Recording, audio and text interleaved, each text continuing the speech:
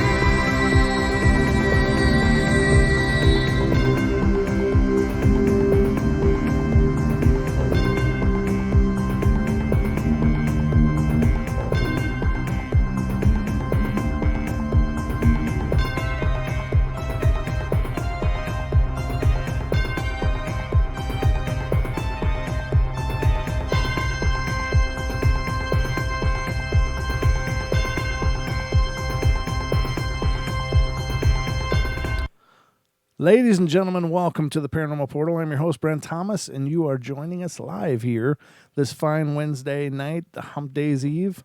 And tonight we're going to talk to you about UFO encounters and extraterrestrial presences and what is going on here. Are there really beings traveling the distance of the cosmos to come here to our world to visit us and to see what the hell it is we're doing here? Or is it a lot of people making a whole lot of mistakes and presumptions and illusions and wishful thinking? Or is it all just a bunch of examples of the black projects that we all know about and we all hear about?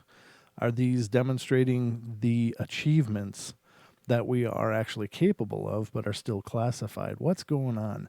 Now, this is a phenomenon that's very, very widespread all over the face of the earth. From people of all walks of life are experiencing something in the skies, and sometimes right here in the ground and in their bedrooms even, if you will. So there seems to be something going on here, and that's going to be the topic for tonight. So welcome, enjoy the ride, and hang on, because we're going in.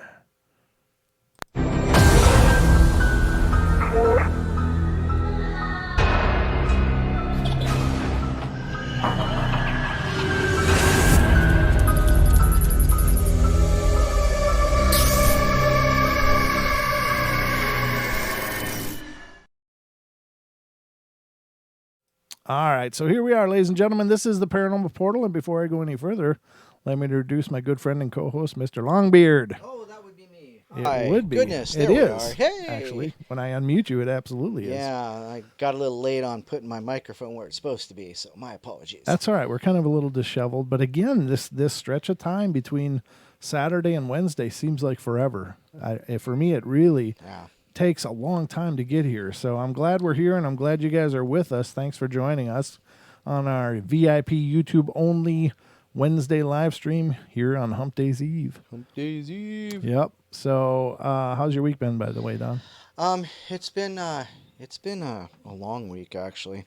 Yeah, I just wish it wasn't so long. It had a couple long nights and that kind of thing, but otherwise it's all right. I mean, it's pretty standard. So got got some apple squeeze. Gonna get that fermenting and making some apple juice. Yeah. We squeeze in the juice. Oh, jeez. Let that stay in the 80s. Don't bring it back. The 80s call, they want Pauly Shore back then. Yeah, well, they can have him. Yeah. Actually, that's fine with me. But no, it's getting better because I only have 2 more days of work and then another Saturday with everybody here. Right. Well, good. Yeah, you'll be here. You'll be here, right? I'm expecting to be. All right. So, ladies and gentlemen, that's coming up. And also on Friday night, we're going to be welcoming Mr. Chris Gio and Mrs. Cherie Gio here to the portal, and we'll be talking about manifesting consciousness and manifesting reality and the rise of consciousness and the transitions and stuff. And that's definitely in their wheelhouse. That's of course, they also hail from TFRlive.com, and they are the hosts of Beyond the Veil on TFR Live. And they'll be joining us on Friday night, so it should be a fantastic show and always entertaining.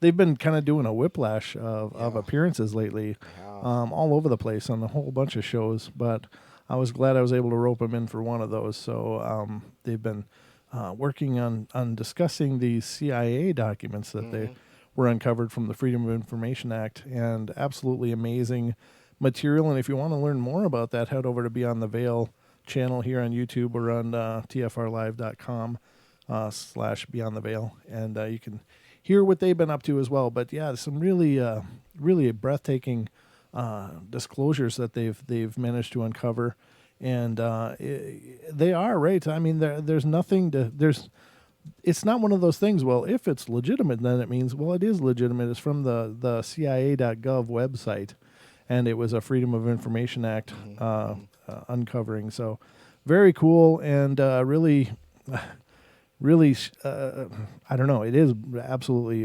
astounding and paradigm-changing kind of stuff. So, but maybe we'll get into that as well on Friday's show. But tonight we're going to talk about UFOs and the extraterrestrial presence here in our realm of existence, in our little corner of the universe. As far as UFOs go, one of the most recent polls that I've ever heard about the topic is that 60% and upwards of 60% of people in the U.S. believe that there are UFOs, or at least there is alien life. I don't know if that always means UFOs. They may just mean that they believe there's life somewhere else in this great, vast expanse.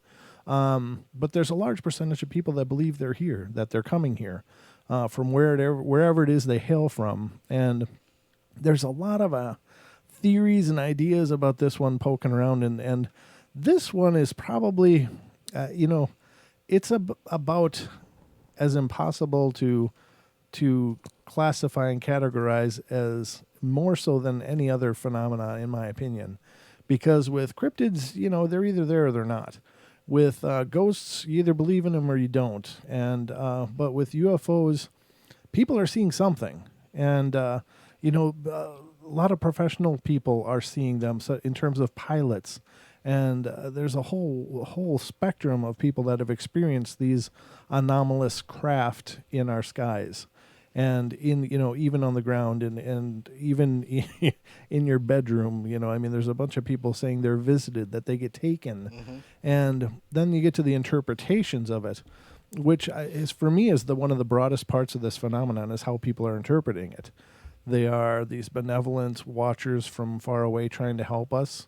They are this races of exploitive type of beings that are here to experiment and, draw resources from us from one way or the other. They are, offshoots of the Nibiru and here to pull more gold out of the ground. And, there's so many ideas, and they are channeled spirits from, the other end of the cosmos. There's such a broad array of ideas about what's going on with this type of phenomena. And it's hard to, find something, and maybe they're all right. Maybe it's, kind of like the ghost phenomena, where there are good ones, there are bad ones, there are, spiritual, what's the word I'm looking for? having psychic abilities, able to project themselves across the cosmos and communicate with people.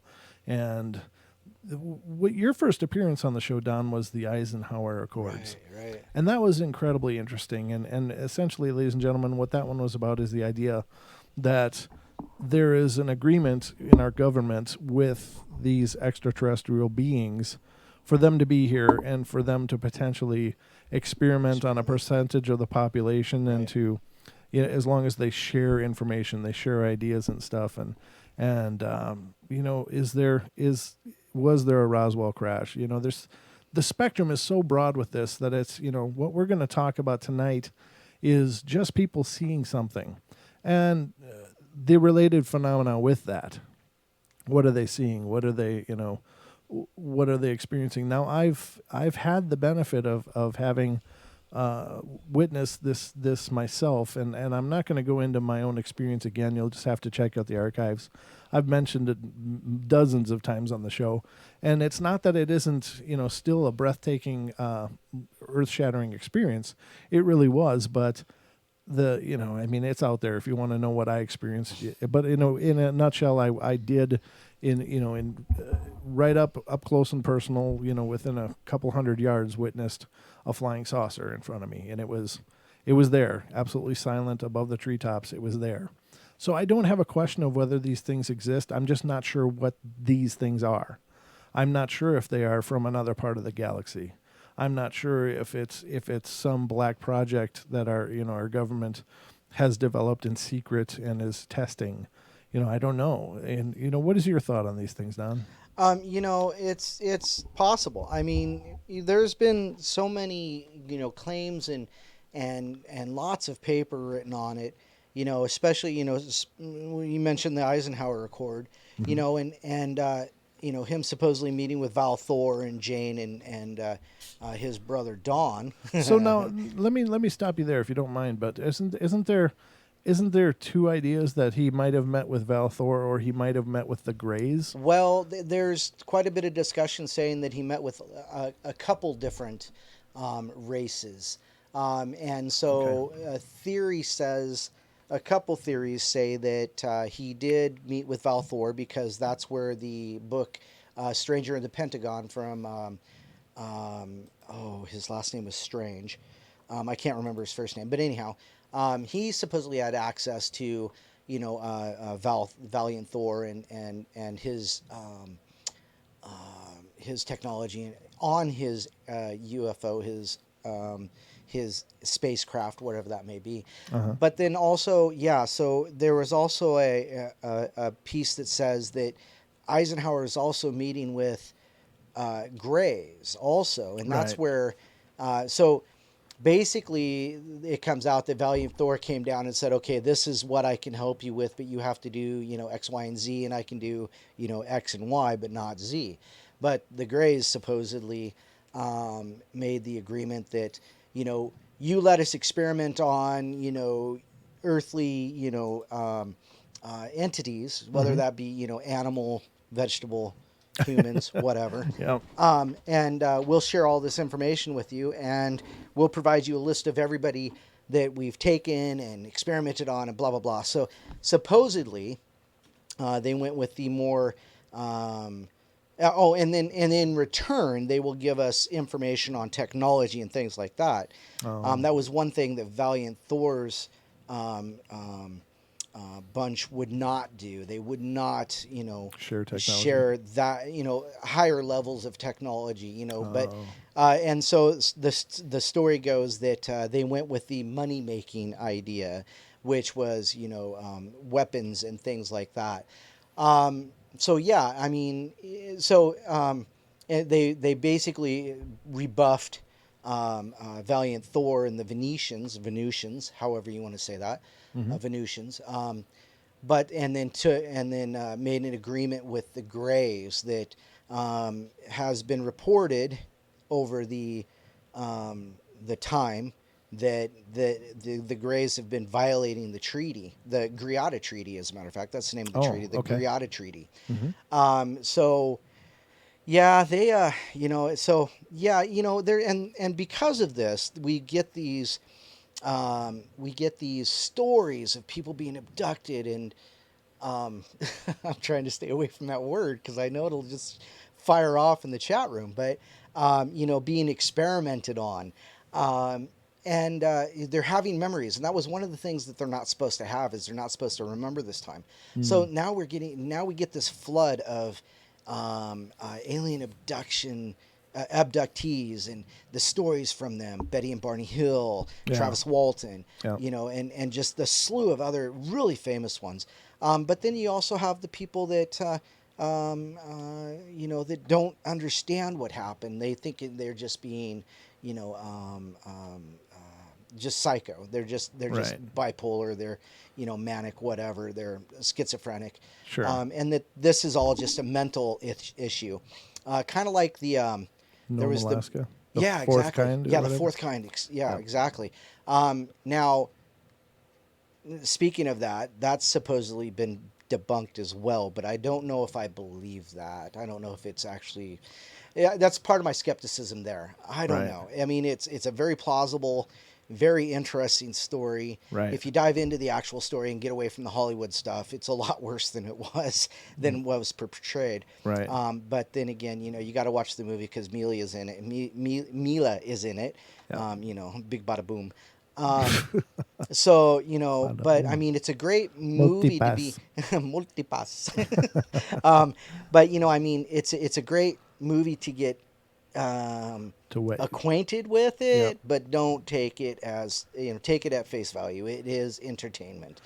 Doc says that film was terrifying. Actually, it was. Yeah, it really was. It was hair raising. I did see that one. Yeah. I absolutely. I was like, I had to turn away a few points. I'm like, oh my god, really? Yeah. And so a lot of this stuff supposedly happened, especially the story with Tommy, one of the more main characters in it. But Sure. but this is where we get the idea that if there wasn't such an accord with the Greys, the Greada Treaty, that the treaty has been broken, and this also develops into the Dulce Base conspiracy. Of course, the Dulce Base being the underground base that the Greys are working underneath. Right. Oh, I forgot where Dulce Base is. New Mexico. Yeah, it's somewhere down there. Arizona or New Mexico. One of Right. those two. And yeah. so, and then you've got Phil Schneider that talks about the Dulce Base because he was the only survivor from that particular encounter and things like that. Right. There was supposedly also another unearthing of another possible one within the last 5 years, I think it was. But I'll have to go back and redo that. But those are my thoughts. I think that if there are other alien species and they are here, we're never going to get disclosure. Never. Because it's not beneficial to the United States in a monetary with a monetary value. The intrinsic knowledge would be overshadowed by economics, and it's already been shown because of the Greada Treaty. So, but then again, you've got people like Paul Hellyer, the Canadian Minister of Defense. Minister of Defense, right? Yep. And everything he's saying about the moon base and all He those. says a moon lot. bases. He Yes, he says an says a awful whole lot, and I think it's just too much. That's my problem with Paul Yeah. Hellyer, is that it's, the disclosure is a great thing, and the disclosure movement has been a great thing. I think it's a step in the right direction, but Right. it's one thing to sit in front of a bunch of senators and people and talk about these high level witnesses, Right. with basically unimpeachable character coming forward, going, this is what we experienced, and offering even evidence to that end. Right. And then Paul Hellyer kind of closes the show and says, well, not only are they here, but there's like 15 different versions, or 8 or whatever, and he started naming the Yeah. races that are living among us, and it's like, oh, too much, too fast, too Yeah. soon, Yeah, too exactly. soon. And so it So. and as I've said before, people who report on this, we are our own worst discreditors. The people, because there are so many, nobody can come together and say, yes, that's truth, or, yes, that's what we believe is truth, or that's what we believe is truth. And there's too many people stabbing each other in the back talking about the same subject. You know what I mean? Mm-hmm. And it's like, oh, don't listen to that guy because this, that, and the Well, other. yeah. Stephen Greer this, or Right. It doesn't David matter. Wilcox that. Yeah, there's so many people attacking each other, and I was going to mention that when you were talking about the fourth kind and how you said you believe that that's been debunked, but by whom and how, and Right. and because really in this age of the internet in the modern day, it's just like some clowns just got to say, oh, that was already proved wrong. And then 90% of the people will just dismiss it after that point, going, right. well, this one guy said it was proved wrong. It's Right. like, really? Right. How was that proven? What And it's possible that it has. It's possible that it's not legitimate, but it's also Right. possible that it is. Until it's the whole thing is, do you trust some random person just Right. making a statement because something doesn't fit into their paradigm, and dismiss it after that because you don't want to be a fool? Well, you also got to ask the question, what is their motivation? Who's? Whoever's speaking. Yeah. Paul Hillier getting kickbacks, or is he being paid to say things like this? Or there's always that unsuredness. But see, in a case like that, he would be more valuable keeping his mouth shut than opening it, because that's got to be disinformation, and the information that he's giving is quite honestly somewhat unbelievable. It is an awful lot. I'll give it that, and not that it isn't possible. We have many races and things living among us. I mean, the Chinese government says we do, right? Yeah, the Chinese say that they've been living in the open with them for decades. Right. So so that's it is possible that they are here and have been here, and maybe they're not extraterrestrial, they're just terrestrial because they were extraterrestrial. Now, this phenomenon, of course, is not new, ladies and gentlemen. There's been UFO reports back into basically recorded history. Right. There's always people been referring to these lights in the sky. The wheels, yeah. The wheels in the sky. Yep. And from so many different things. Even in the description of Atlantis, it sounds more like a mothership than an actual place, an island. Right. It's with their advanced technologies and it was just they were so far ahead of everything else. Right. It's easier for me to believe that Atlantis was just a mothership that took off than it being, some island that just, sunk, and nobody has any clue where it is. And, lots of ideas. Now, islands do sink. That's part of our, geology here. That's the way it works. Yep. But, if they were so advanced, couldn't they have made saved something? Couldn't they have gotten away somehow? I don't know. Maybe not. But and it's so open to speculation. But the point being, ladies and gentlemen, is that these claims of this phenomena persist, and the reports keep coming. Now, all these people can't be wrong, and that's my point with these things. And I'm not wrong. I know what I saw, so I know there's things here. And, again, what they are, I can't say. I can't say that it was aliens driving it. I can't say it was even driven. It could have been remote control for all I know. Sure enough, yeah. It might have been some guy with a oversized drone, drone, but I would have heard something. I mean, it was dead silent, and it was sitting there and larger than life, and it was freaky, but not scary, but just freaky. It's like, wow, I'm really seeing that.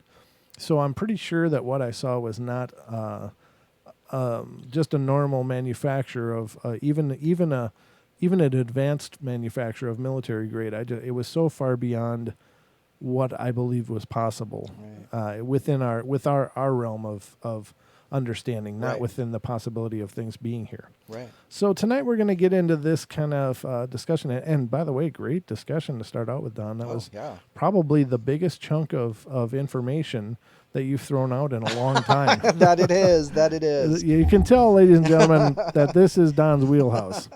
This has been a passion of Don's. And in fact, like I referenced earlier, this is the subject that brought him on the portal to begin with as a guest. Just to talk about those Eisenhower Accords and explain what that means and what that is. Right. And No. you too, if you want to go back in the YouTube archives, it is there. It is only audio though. Right. It's a good listen, I'd say. I don't remember what I called that playlist, but is it just an archive playlist? I'm not quite sure. But It was titled The Secret Eisenhower Accords. Right. So yeah, then that episode's there, and you can hear Don's first appearance on the portal. And me just speed reading through everything and sweating my butt off. I told you that was going to happen, though. I told you it was going to happen. He wasn't sure he wanted to be here. You're blocking your camera, by the way. Oh, yeah. Okay. Sorry. Yeah. There we go. All I'm right. back. But not that we don't want to see your laptop screen, but we'd rather see you, Mr. Longbeard. So that's going to be our journey for tonight, ladies and gentlemen. And I know this is the thing is that I love talking about ghost stories and stuff, but you can't do ghost stories all the time. All the time, it's It's just it turns into the same show over and over. And I love so many different aspects of the paranormal, but the hard part is that it's easy to find ghost story material. It's not so easy to find information about these kind of things that I would consider either credible or at least having some legs, and also not having been done to death by 5,000 other shows, because that's like a liability for me. I'd rather cover things that haven't been done to death and tell stories that maybe haven't been told as many times, even my own. I don't want to do mine to death either, but Don, you have not witnessed something like this yourself. That is correct. Yeah, Diane asked that. So Don's experienced something, and the answer is no. It's part of my genesis story, into my journey. Mm-hmm. Let's say that. So no, I haven't. But you know what? It's one of those things. I mean, I know that there's one other chatter in the chat room right now that's kind of on the same mission I am. Uh-huh. And so so I know I connect with at least one person, wanting to really, have that experience, and as a matter of fact, he's being a funny guy right now. Is he now? Mr. Dr. Kayak. Well, that's good. And it is. It's one of those. It was something that I was always believing was possible. Right. But upon experiencing it, my jaw still hit the floor, even though I knew that they had to be out there, that there had to be something to this. Right. When it was right there in front of me, it was just like It changes you, I can imagine. oh yeah. I mean, it was just on a fundamental level, and I just right. I had I just couldn't look away.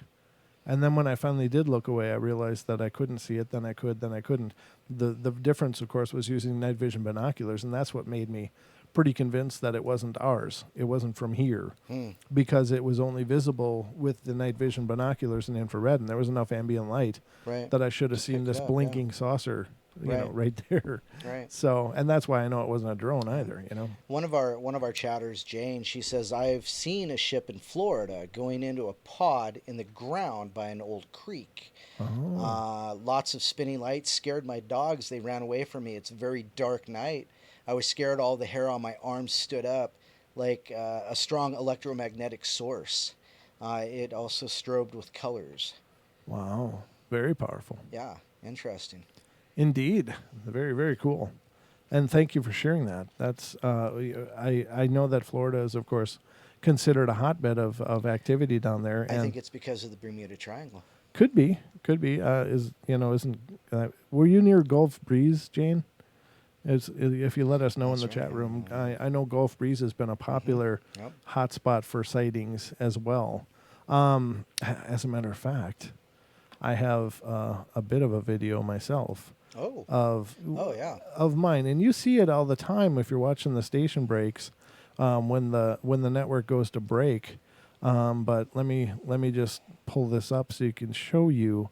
I don't know how long it is, but let's check this out. This is my own recording. This is me looking through my night vision binoculars. That's right here in the front yard. It's right? in the backyard actually. Backyard, yeah. Yep, and it was just last early spring. Yeah. So right. Here it is, ladies and gentlemen. This is me panning up, and the way we're using it is the night vision binoculars don't have any ability to record, so I strapped a GoPro onto it, and it's a GoPro knockoff, but you get the idea. So I'm out the backyard, and it was because I saw my first UFO in this area. And since then, I've seen lots of anomalous lights, and there it is. And you see that actually in the break video that I put in my own footage. This is my footage from the backyard this early spring. But if you look at that light, there are no... Now, it is flying away. And so if that were just an airplane, the landing lights would be going away from me. They wouldn't be shining my direction. There is no blinking lights on this thing whatsoever. And it's brighter than the stars around it. And it was absolutely silent, just drifting away. And, it was going too fast. There was no breeze. As you can see, the trees aren't blowing around. And then it just goes behind this tree. And that was about where I kind of stopped recording at that point. I was just like, oh, man, that was my roof. You saw my roof as I panned down. But I was like, oh, yeah, I caught it. And then I realized, hey, I should keep filming. And then it was gone. I actually wasn't sure I was aiming it correctly, so that's why I brought it down. But that was it, and that was my big moment of catching something on film that I could at least show people, that these things are out there, or some things out there that I can't explain. So that's my own personal footage, ladies and gentlemen. And again, you see it on the breaks every Friday and Saturday night. Yep. But very cool. It happened. It's real.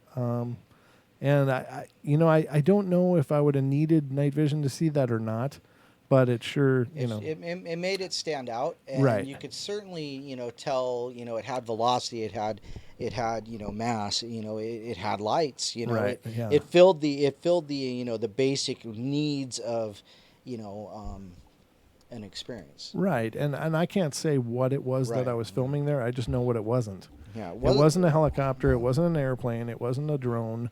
It was just some light and it must have been, it's hard for me to say how far up it was. I'm not really good with judging those distances when it comes to things in the sky, but I would say that it was at least a couple thousand or, more feet up and moving away. So maybe it didn't like the fact that I was filming or whatever. I don't know.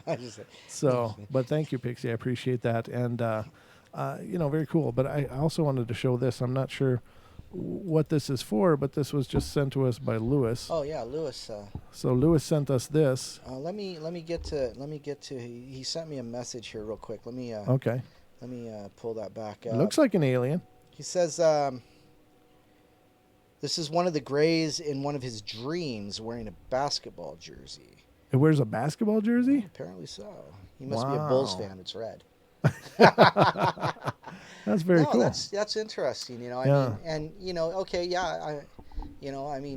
It's a representation, and so it is. It's hard to understand the basketball jersey, but then again, well, everybody's got to wear clothes. Well, hopefully. Not really. Greys don't usually, do they? Only tall Greys, from what I understand. Oh, okay. Was it a tall Grey, Lewis, in your dream? Let us know. That's very cool, though. Thank you for sharing that. And I think that anytime you dream of these things, it's significant for some reason or another, right, whether they are checking you out, sorry, or if it's representative of something. I don't know. Right. The thing with dreams is it's hard to know. Is it something absolutely literal? Like, can you interpret things like that absolutely literal? Or is that symbolic of, you searching and, perhaps finding some things in your life that's bringing you an opening or more, I don't know how to explain, I guess, but I'm not a dream interpreter either, but very cool, Lewis. I really appreciate you showing us that. And I guess at the very least, it's got to have been a cool experience. So thank you very much for sharing that. Whoops, that's you solo. I didn't mean to click on that. Oh, hey, yeah, hey. It was just you lounging. Sorry, I wasn't dancing or anything. Don't apologize, Don. We're okay with that. But yeah, I think these are really cool, and it's a topic, again, that I think resonates so much with people. So let's get into some of these and see what you guys think about what these people are claiming. We'll get to that in a while. I'd like to touch on those men in black. Mm-hmm.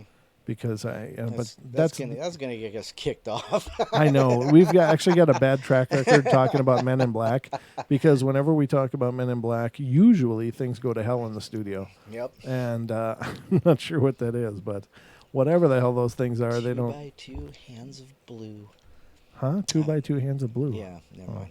I have no idea what that means. Someone might. Two All on right. the left, red on the right. Okay. All right. So the first one I want to share with you is talking about how these people turned a corner in their neighborhood and there's this huge black blimp-like thing in the sky, Hmm. like the pictures of the Hindenburg, but bigger. And let's see. The first time I tried to write this down, first time telling anyone outside the family, and I'm leaving out time and location and some other details. I'm still really scared of what might happen with it publicly. I guess. And summer before 8th grade, two of my friends and I snuck out at midnight to go walk around the neighborhood and go see these girls on the next block who were having a slumber party. Of course. Good play, good play. We turn a corner in our neighborhood and there's this huge black blimp-like thing in the sky, like the pictures of the Hindenburg, but bigger and than the Hindenburg, and as close, if not closer. Completely silent and the size of at least 4 to 5 football fields across. No exaggeration. Even though I was young, we stare at it absolutely entranced. We asked each other over and over again if each other was seeing what we were seeing. And we all agreed that we did, and standing there frozen in place. It's like black polished gunmetal. No lights, no sound, or anything. And it's just sitting there, hovering. And then I don't know what happened, but time just jumped. Where was I? I lost my place.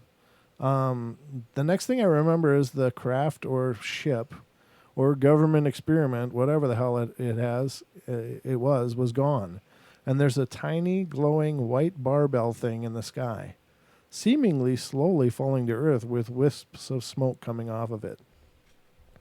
Then 2 brand new black trucks with silver gearboxes on the back, like F-150s or S-10s, but nicer, came speeding down the street going about 70 in a residential 25-mile-an-hour zone.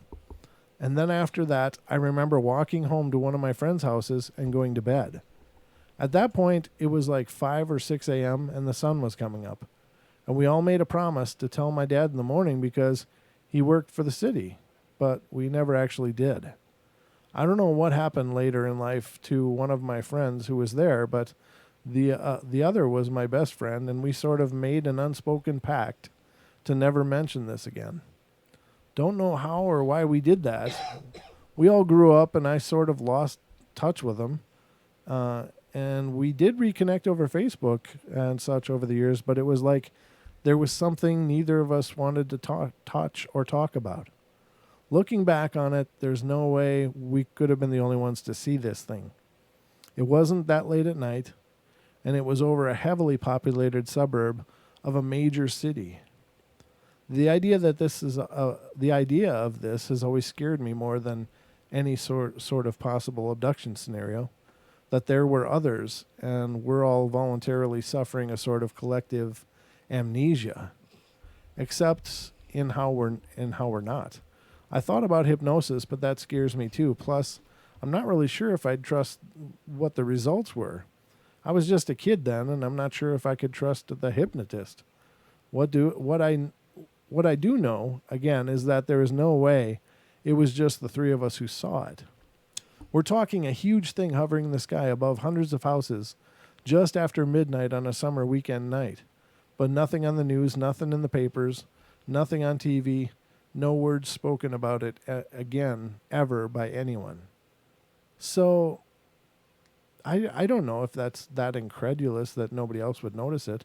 If it's after midnight, at night, on a summer night, a lot of people don't stay up past midnight, you know? Well, and also they didn't. There's no location. We don't know if it was like in a populated area or rural area, or like where I live, or whatnot. So it may have been out on the 20 acres. The only thing that gives any indication of the kind of area it was in was they were going to meet girls. Okay. Right, but it was it was I, walking distance. I knew a lot of girls with walking distance, when I was young, and I lived in some remote areas, But he does reference going to the next block to see the Right. girl. So I So mean, there has to be there, some kind of a suburb or, yeah, it would be in a a residential area. burg of some type. Yeah. Yeah, but again, there's no way to know. But I don't think it's amazing what people don't notice. Right. Exactly. It's Because people are blind. right, and people are so self-absorbed in a lot of cases, and they filter out anything that doesn't meet their need at Right, that moment. right. And people have an amazing ability to ignore everything going on around them. Right. And I mean, just ride a bus and look at all the Yeah, people with their exactly. faces down. Yeah. It's like, wow, they don't even acknowledge there's another human being Well, near them. and even nowadays, everybody's got their phone with them. That's It's just that walking zombie. yeah, exactly. It's just that So- I'm staring at my Yeah. screen. Yeah, and I don't know. And nobody's going to believe you anyhow because they're so connected with mainstream media that nothing like this happens. Nothing like this happens. Well, sure. And People that's- are programmed, that's Yeah. for sure. And that's what I mean by what people will not notice is because, well, in most cases, if they did see it, they would just dismiss it like, that's nothing, Right. and just disregard it because it doesn't fit into anything they It understand. doesn't- Yeah, it doesn't fit their paradigm. Or they don't want to understand. Right. But when you look at the situation like the Phoenix Lights now, that was a little different. And that was witnessed by thousands of people, but Videotaped by thousands of people. right, but it was lit, and Right. that's the difference. There was a series of 6 lights in this triangular pattern, but the size of this thing in Phoenix was like literally, I guess, a mile from end to end. Right. So and it's got these bright white lights underneath this craft in a what is that a delta pattern, right? Oh, Like, yeah. So but what happened with that? Well, I think that there was at least an acknowledgement that something happened, but they did try to dismiss it. Right. Swamp gas. There was a lot of swamp gas. A lot of swamp gas and sore people in the morning. Exactly. Oh, So goodness. whatever it was, I mean, but that one sounds like literally like a mothership coming over. But the difference is this guy's talking about just something black in the night sky. Right. You don't know how many stars there was, if there was a moon or whatever, but it sounds like it was really dark. But they could tell there was something big and black in the sky, but weren't really able to do anything other than make out a general shape, which was like a blimp. Well, there are lots of stories about cigar-shaped, Sure. airships of some kind out there. So, Right. that lends a little bit of credibility on the size and the shape. It said something about some smoke or something wispy as it was coming through the coming closer to the earth, and then the black trucks heading that way. But he said something about gearboxes in the back, shiny gearboxes. In this thing? Yeah, in there. Yeah, on the F-150s. Well, yeah, the like it says then 2 brand new black trucks Yeah. with silver gearboxes. What the hell's a gearbox? I don't know what they mean by a gearbox is like in your transmission, but I right, don't that's know. what I thought too. Oh, okay. Well, okay. So, okay, I was wondering what the hell. Okay, so he's talking about like the okay, he's talking about the the boxes? yeah, Like yeah. a pickup truck kind of thing? Yeah. Yeah. So, but did they go pick up this dumbbell thing that was falling to earth? Doesn't say, yeah. No, it doesn't. But then Yeah. it That's- sounds like that would be the entrance of the Men in Black. Right, that's like exactly, yeah. That's where the missing time Bum, comes bum, and the bum, bum. confusion and The swamp and gas. yeah. Look at this flashy thingy. Yeah, look over here. That was swamp gas, everybody. It's Yeah, reflecting very off strange. Mars. Yeah, but So yeah, very cool. Very cool story, and very common story of the just some anomalous thing. Now, again, they don't really know what they saw. They just know they saw something. The next one is hold on a sec. I'm gonna burp. oh, okay. Hey, that's sexy. So yeah, I mean, I'm clear. I still need more empirical evidence. Well, yeah. I mean, certainly these stories will never make anybody a believer. Right. and they're never going to be proof in and of themselves. But it's the dialogue, it's the having the discussion that I think is powerful. I wonder if me and Doc ever meet, if something special happened then, because we're both skeptic in that sense. Define special. An experience. I don't know what's going on there, but yeah, no. I wish you hadn't said it like that. Oh my goodness, we had a moment. I'm sure you Okay, did. onwards, upwards. All right. The next one is my car electronics started to go haywire. The radio was randomly changing stations while the volume kept going up and down. Sounds like your TV, Don. Yeah, it sounds exactly like a TV. You might have a UFO hovering over your house. Yeah, I'm pretty sure of that. Oh, well, a lot of strangeness going on there, so there's a basement nobody knows. Shh, shh, shh. I can't say for sure what happened to me that night, but here's what I know. I was going home for the weekend from school. I go to school in Indiana University, and it takes me about 2 hours to get home. I left Bloomington at around 10 p.m. At exactly 10:53, I'm on a rural stretch of the two-lane highway that I take to get home, and I notice what appears to be flashing lights behind me. I thought, great, I'm getting pulled over. So I turned onto the next country road, and about a quarter mile from where I noticed the lights, as the car came to a stop, and I started to open my glove box to get out my registration and proof of insurance, the lights suddenly disappeared, and no car drove past. Yeah. Ooh, that's kind of spooky. Now, here's where the story takes a turn for the weird, and I'm sure you all will think I'm just absolutely fabricating all of this because it really does seem like something straight out of a typical movie or story. The electronics in my car started to go haywire. The radio was randomly changing stations while the volume kept going up and down, while the dome light and the headlights started to flicker and turn on and off.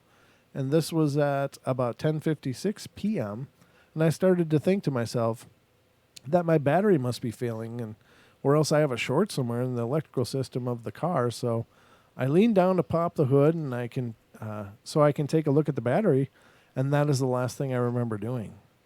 The next thing I know, I open my eyes and see nothing but the night sky full of bright stars. It was a cold night, and it seemed like I had never seen the stars that brightly in my life. I sat up and looked around, and I saw absolutely nothing. Nothing at all. I was in the middle of a field surrounded by corn stalks left over from the recent harvest. As I started to come to my senses, I absolutely freaked out. Where am I? Why am I asleep in the middle of a field? Where is my car?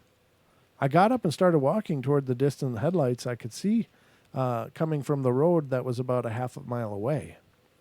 When I got to the nearest intersection, I looked at the signs that read 350N and 50W.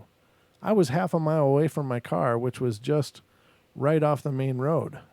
I started walking towards the headlights I could see on the main road, and I can't say how long it took me to walk the half mile, but it couldn't have been more than about 10 or 15 minutes.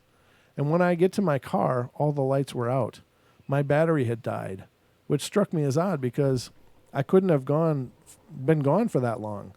I looked at my phone, which was sitting on the passenger seat, and the time was 2:17 a.m.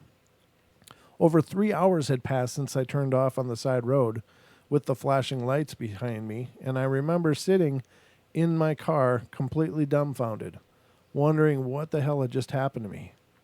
After about half an hour of just sitting there, I remembered that my battery was dead, so I got on the phone and called AAA to come out and get me jump started. It took about an hour for them to get out to me since it was a good distance from the nearest town. During that time, I just sat there in silence, running through all the scenarios of possibility in my head concerning what had just happened. To this day, I couldn't tell you what really happened to me that night. All I know is that I can't think of any explanation as to why I woke up half a mile away from my car in the middle of a cornfield, more than 3 hours after I stopped. I've only shared the story with one other person, my uncle, and I'm sure people would either look at me like I'm crazy or they would call BS on the whole thing. And I can't blame them. If somebody came to me with a story like that closely mirrors the stereotypical encounter story, I probably wouldn't believe them either. Wow. Very, very cool story. Oh, interesting. Yeah, and that's the whole missing time thing, right? Right. Yeah. Yeah. That's when you get hoovered up. Hoovered up. Yeah. Hi, cattle. Yeah, right. Well, as long as you didn't get your anal cord or Oh my whatever. God! I Remember wasn't with going to go anywhere near that. Well, but those brought it up. livestocks that Yeah, and it sounds gross, ladies and gentlemen, but that's an actual phenomenon. People are finding these animals that are absolutely surgically cut, Yep. and they're missing eyeballs, they're missing tongues, and their anus is cored out. Like it's just cored out. The whole muscle is removed. And what the hell's going on? And my other question is, if they're so advanced, why do they need to keep doing it? What aren't they figuring out? Because one time you should get all the information you need, I'm thinking. Right. And if not, why aren't they sharing that information? Well, you had an interesting theory about them harvesting something that they may need to maybe leave this earth, or you've brought that up before, and it's an interesting idea. Are they harvesting to rebuild something that they lost in the time that they've been here, or Right. something that caused them to come here in the first place, an emergency landing or whatever that may be? Right. Or are they, just, the new Noah's Ark? Who knows, So, Our spaceship runs on anal cores. oh my God. That's as nice as I can say Oh, that without man. getting like, without beeping myself. Oh, boy. It's hard to know. I mean, there's got to be some reason though. What is it? What is it? They can't be. I Right. mean, it's not like high school where everybody gets a frog and you just kind of tear it up and see what's going on in there. I mean, these are advanced. Could be millions of years advanced to us, and they still need to tear apart a cow. Well, yeah. I mean, can't they scan that? Okay, we got it. Don't they have this high tech that could just go, okay, we're done. There's We're done nothing here. more rewarding than hands-on experience. Beam me up, Scotty. There's no intelligent life down here. Yeah, but grab me an anal core I need one of those. Yeah, we'll barbecue it tonight. and they dangle it from the mirror. Oh goodness, or from the back hitch. It's got cow nunks instead of dice. Thank you. Oh goodness. I'm here all night, ladies and Oh, gentlemen. God. It only gets down from here. Oh wow. You've probably hit the high point of the show now. Now's when we start to slide. Oh boy. Oh, tragic stuff. I don't know. What do you got, Don? Why don't you share us Well, some of that? I actually, because we were talking about it, I looked up Dulce Base. Oh, really? And it's on the Colorado-New Mexican border. New Mexico, okay. It is as highly classified as Area 51. Mm. It is allegedly inhabited by a battalion of gray aliens conducting depraved experiments on humans under the auspice of the U.S. military. Eventually, paranoia and tensions ran high, resulting in a deadly firefight that exposed Dulce Base Level 7. So there's the basic, how it came to be. Right. And, that goes back to, the Greada Treaty. This was the area that was supposedly given to them to run their experiments. And, this is what Phil Schneider was talking about when he fell through the hole and into what he believes was basically kind of a warehouse for the aliens. And he does in his statement say that he was fired upon. Yeah, right. And he was supposedly the only one left. A battle ensued in which he was one of the 3 survivors out of 60 men. During the battle, accounts allege these aliens shot lasers from their chests, burning off his finger and a leg. Yeah, and he had like this weird mitt, I Yeah. mean, his fingers were really gone Yeah. for some reason. And if that's truly it. Now, I will tell you, ladies and gentlemen, if you're curious about learning more about Phil Schneider, check it out. I mean, Yep. there's actually him doing presentations on YouTube, and he actually has some chunks of metal that allegedly don't exist on our periodic table of elements. So, Well, and that harkens back to alien implants, because Right. you Good know, point. so the things that have been dug out of people that have not been able to be identified as an earthly material, so maybe he was able to get some on his way up. right. But Yeah. it's interesting. It's a very interesting story. So yeah, check it out. Definitely. There was this show on. It was on. It's like Netflix or something. No, I was going to Oh. talk about this Oh. show that was on like Discovery or something. Okay. And it was basically a MUFON show where these 4 investigators would go out looking for proof. Did you ever catch that? I did not. No, I'm sorry, I did not. It was really cool because on one of the episodes, and they were all pretty pumped up about it. But what was alleged to have happened was this one family had apparently had a lot of experience with things coming and checking them out, and one time they had what looked like a large spinning top in the driveway, and the son had just had enough, and he grabbed a 12 gauge and just unloaded on this thing, and then it seemed to have problems, and it disappeared, took off, got away. Right. But apparently a piece of the metal had broken off. And on this show, if it's legitimate, and I can only assume that it may very well be, they took that piece of metal to a metallurgist and had it tested at a laboratory, and they said that this is not a metal that appears on this planet. Right. So very, very cool, and it's like literally, in my opinion, that's like the smoking gun. Right. If they had an experience, had some kind of interaction with it, and were able to take a piece of shrapnel or whatever and get it scientifically tested and proven that it's not something that happens on this planet, that's the Occam's razor. That's, once you remove all of the things that it can't be, whatever's left, no matter how fantastical, has to be the truth.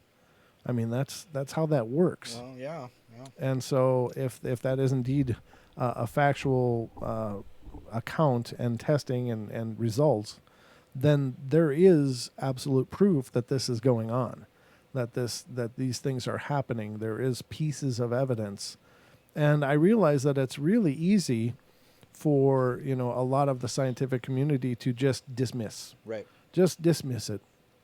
Bunch of silliness, and it's like that's like the grand defense of a paradigm. It's just you just dismiss it. It's like, oh, really? Where's your tinfoil hat? Right. It's like they feel the need to absolutely disregard, and to me, that's why how science has really lost its way. Right. Because it's become a matter of ego rather than a matter of investigation. We are right because this is what we agree on, and you don't agree on that, then you are wrong, and you are ridiculous, and you are ostracized. Yep. And that's where science is always going to be a hindrance, that it will never become the tool and the amazing thing that it should become. Right. Because it is an arena of ego, and once that becomes the criteria for which things either are validated or invalidated, then we've lost it's lost its integrity. Right. In my opinion. Well, and Doc just said this. Discovering a new element is pretty amazing to me, but call me old-fashioned. But here's where I'll go with that.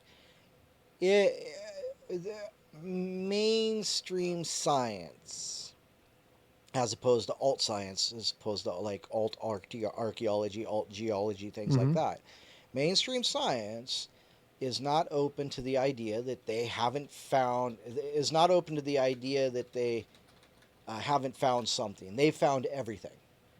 Just because there's it's just some sedimentary rock or whatever. Well, explain to me where it came from. Right. I mean, if you're just gonna poo-poo it and you're gonna say, well, it's nothing. Well, tell me what it is. Was there a new material found on the face of the earth? Right. Is it from volcanic lava fields? Is it whatever? Is it orb glass from volcanoes? What is it? Maybe I don't think that we found all the materials and the elements that are out there, but the periodical table says otherwise. Right, and so does the scientific community. Yeah, exactly. These are the things that exist. The end. Nothing else exists. Right. And that's great. And our physics says that this is the way things work. The end. But then a guy like Phil Hutchinson comes along and makes bowling balls float and is able to fuse dissimilar metals, right, and do all kinds of crazy things that shouldn't be possible. And how is it named Phil Hutchinson or something?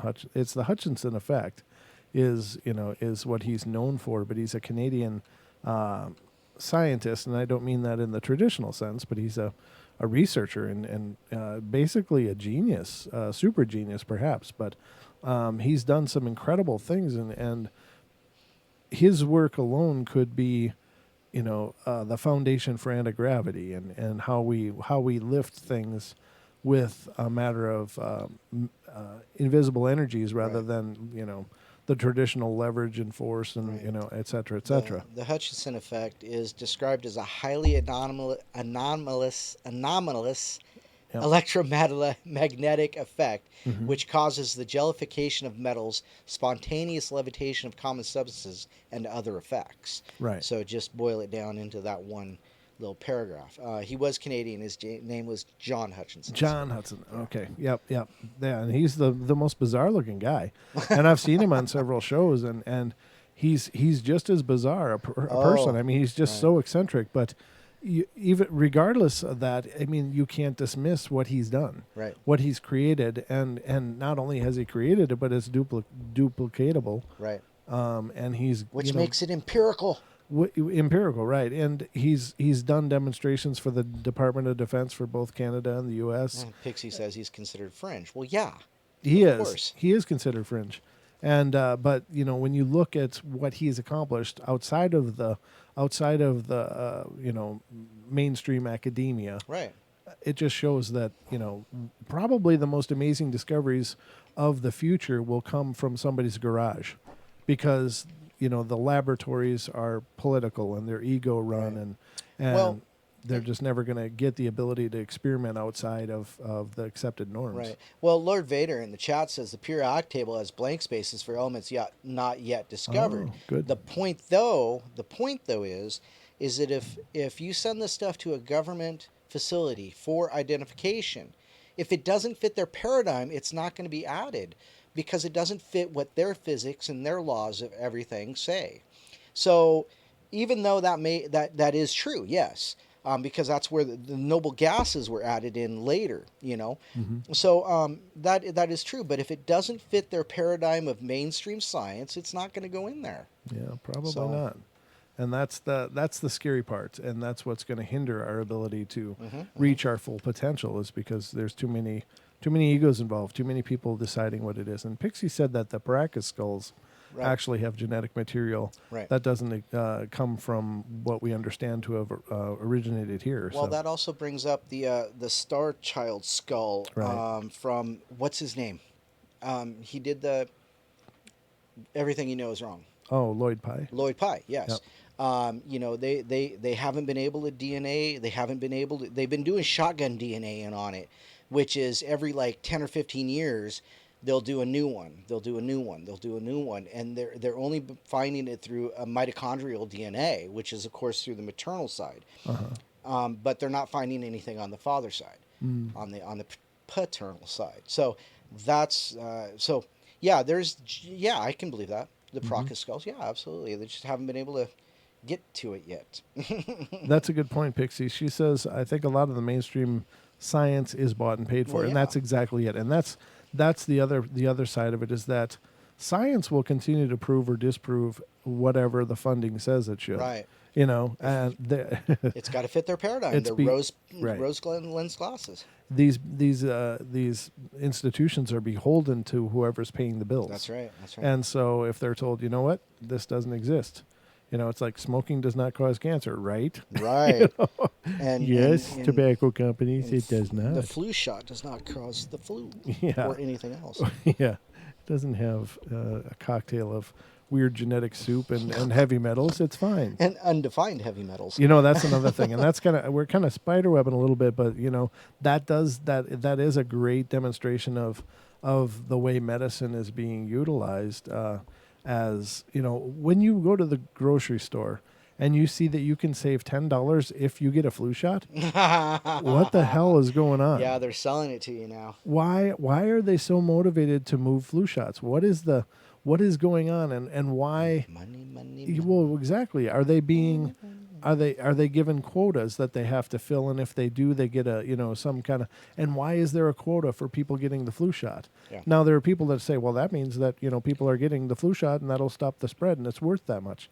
Well, is it really it? Is that really it?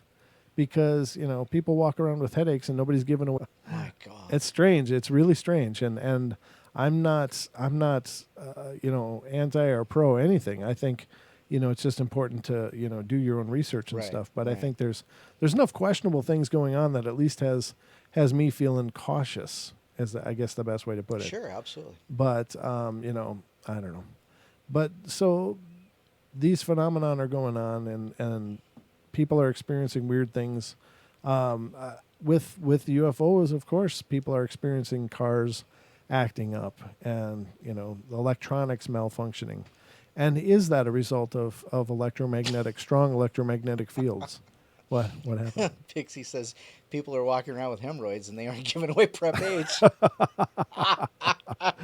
If they do, Don will do some applying. Yeah, make those pains go away. Grease me up, woman. Month's only half over. You got half the month. Yeah. Whoa. Oh boy. Question everything. Truth Apocalypse says, and absolutely, yeah. That's a great point. You have to question things because, if anything, what's going on lately should be demonstrating that there's agendas. Yeah. And maybe more so than ever, or maybe now we're just more aware of them than ever.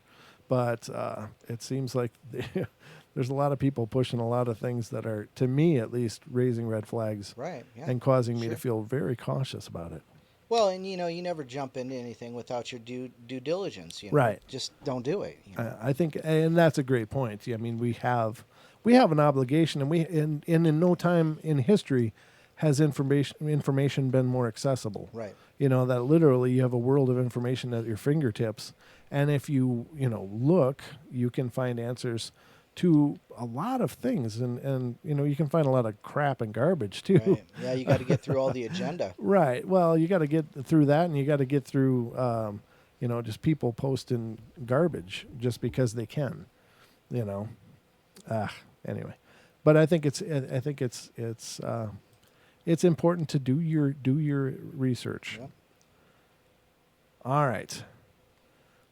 So this is back in the spring of 1997. A group of us neighborhood kids were looking up at the night sky, observing the Hale-Bopp comet. I watched that thing. That was pretty cool. Did you see that, Don, when it was I up? did not. I was busy watching Heaven's Gate. Which they were watching Hale-Bopp. That was the comet. So it was, anyhow. Yeah. I know. I grew up hours from any major city, so the view was pretty clear. After a while, we started to notice red and white dots circling around each other, making really quick movements in every direction, like no aircraft I've ever seen since then. At a certain point, they merged into one craft and then shot out 3 smaller craft. And although we couldn't tell whether it was a craft because they just appeared to be little spheres of light, but this went on for a couple of hours. Right before the lights disappeared, they accelerated at lightning-fast speeds into the darkness. We all went home terrified of what we saw. The next day on the front page of our small hometown paper, it said it received several calls. The explanation they gave was that the local airport was testing small aircraft. I'm sure how much I believe that story because of what I saw. And to this day, whenever I see my friends that were there that night, we'll talk about it. And none of us can be sure what it was that we saw, but to this day, none of us have ever seen anything like it. Yeah. There again with the disinformation. Oh, they're testing small aircraft. Really? Wow. What are they, Transformers? Is it Voltron that they were testing?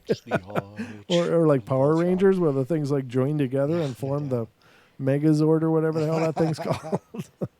It's like small airplanes don't join up and then spit out other small things. I don't know. No, usually things that are spitting out small things have exploded. Yeah. Yeah, that's usually a sign of things going really Yeah, it badly. really is. It's going to go bad. I know it is.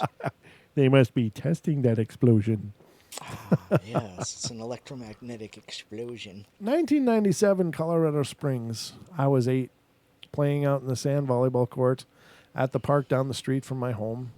And I was engrossed in my activity, burying my collection of Happy Meal toys in the sand, and then digging them back out and repeating that over and over. I was looking down, but decided suddenly that I needed to look up because the world around me had lost all of its sound. There was no longer any noise, no ambient noise, no traffic noise from the streets, just a block over, no dogs barking, no birds chirping. I looked at the street that bordered the park, and that's when I saw it. It looked like a stealth bomber turned sideways, nose leading, one wing down towards the road and the other pointed up at the sky. Completely shiny black in color, as tall as a house, shaped like an arrowhead. It was cruising the street at, it says actually 3 miles per hour. I wonder, they clocked it, I guess. That's like basically a walk. It's actually slower than a walk. Yeah, well, depends on how fast you Well, walk. that's true. That's a fast walk for me, Don. Just gliding over the road. I watched it for maybe 20 seconds, and as soon as it had passed behind some houses and out of sight, I got my hearing back full force. I ran home. It says I ran home in my piss-soaked pants and never spoke a word of it to anybody. Here, well, I'm not going to show that, and it's not here as far as I can tell, but apparently they sketched it. But Interesting. Well, imagine an arrowhead gliding on its side. But now that's interesting, though. What would create that muffling field so that your ears wouldn't register sound? Cone of silence. Actually, there is sound dampening technology, but I mean, I have a problem with him saying it was shiny black because anything military that's stealth is not shiny black, and it doesn't look like a B-wing bomber coming down the street either. Well, I don't think he thought it was actually a stealth bomber or military. Well, he said it looked like it was on its side. So if you think about it, there was a bulb in the center, and on the bottom was a say a keel, and then on top was like a dorsal fin. So so think of it that way. Okay. Now it depends on also which one you're talking about. Was it a black manta? It's who knows. But what is a black manta? The TB. Gosh darn it. Oh, you're talking about actually military craft? Yeah. Well, yeah, I mean, he's pretty much sure it wasn't a military craft, but he's just saying it resembled that as if it was turned on its side. But I don't think anything stealth would be shiny black. Right. No, I'm sure it wasn't. But but it's very possible that there was some sound dampening technology that suppressed the noise within that area. There have been reports of things like that, of weapons or things like that, because they have the ultrasonic weapon that bursts your eardrums and your eyes, and they just zap you with it from 2 miles away, and you just fall. Oh, that's terrible. Yeah, if they've got that, they can do the opposite, so you don't hear them coming up, Right, but I mean, his ears didn't explode or anything. Well, but it was the opposite of that effect. Right. I'm just saying, if there's going to be a positive, there's going to be a not necessarily a negative, but an opposite effect. So are you thinking it was something man-made? Something certainly higher technology. Yeah. So be that man-made or alien-made, who knows? Right. So I'm thinking that the sound dampening, if this is legitimate and we have no way of knowing, but right. if the sound dampening was happening, was that some kind of a result of either what is keeping it up off the ground as an anti-gravity? Sure. Because sound, of course, is a vibration. Right, and it's reflecting that vibration away. Right, or it's stopping the vibration from happening. Is it arresting the motion of the atoms as it passes, or that the air atoms or whatever as it passes, and then once that field is passed, then they can vibrate normally, and the sound will carry. But I don't know. Very cool. Yeah. Very cool. I don't know. I guess I could look, see if I can pull this open so we can see if there is. Dinah Daniel says, I mean, if there wasn't a need for Space Force, why have it? Yeah, Good point. you know, Yeah, yeah. So yeah, that is a good point. that's the picture of a stealth bomber. Yeah, Yeah, that's a the stealth fighter. shape that Yeah, he saw. Yep. right. So let me put that on the Oh, three so panel. maybe he was looking at it from a top side or a bottom side No, view, he was not over a here in the sand and seeing it. right. So Okay, let me put it on screen yeah. so everybody can see. Oh yeah, So this is the image that he claims to have sketched. right. Yeah, I love the houses too. There. those are big. Okay, I see. Yeah, so Yep. he's saying it was flying down the street like that. Yep. Um, And so here's him. Negative what? I don't know. I can't read that. Me negative something and sand and then sidewalk, and then this is the craft that he witnessed. Yeah, that look. Yeah, I would say the military at that point, but I don't think it would be military with shiny black And moving 3 miles an hour and floating. Yeah. That wouldn't surprise me. You think that it might be they might be capable if it's a black project. Now, the other part of it is that if it is indeed a military experimental craft, they shouldn't there is laws against them testing anything militarily in populated areas. I mean, there is a lot, well, not that they necessarily adhere to that, Thank but you. they've also, I mean, they've tested chemicals and stuff on yeah. people. I mean, I understand that. DDT. But as far as experimental aircraft should not be going down residential streets at 3 miles an hour. You know, I mean, just saying that that shouldn't be happening. But if that's indeed the case, that's pretty bizarre. Very bizarre. Cool story. I don't know what to think of it. We only have one dimension of what this looked like, and that's Right. just a silhouette at best. Right. So very cool, though. Very cool. Let's get you back on there, Mr. Longbeard. Because, Oh, okay. let's see. All right, so that was my last one. Not my last one, but that's the last one I just read. So that is the picture. Kind of nice to see a representation of what he saw. Yeah. But it does actually have those, what is that, TR3B? Yeah. Yeah. Yep. Yep. Cool. Would you mind reading something? I got to use the loo. Sure. I drank way too much water, so I'll be right back, ladies and gentlemen, and you will be in full beard vision until I get back. See this? Okay, so 5 recent UFO sightings that defy explanation. Bear with me one moment, please.